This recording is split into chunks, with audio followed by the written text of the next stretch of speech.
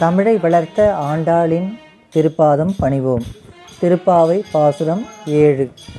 கீசு கீசென்றெங்கும் மானைச் சாத்தன் கலந்து பேசின பேச்சரவம் கேட்டிலையோ பேய்ப்பெண்ணே. காசும் பிறப்பும் கலகலப்ப கை பேர்த்து வாசன் அருங்குழல் ஆய்ச்சியர் மத்தினால் ஓசைப்படுத்த தைரரவம் கேட்டிலையோ.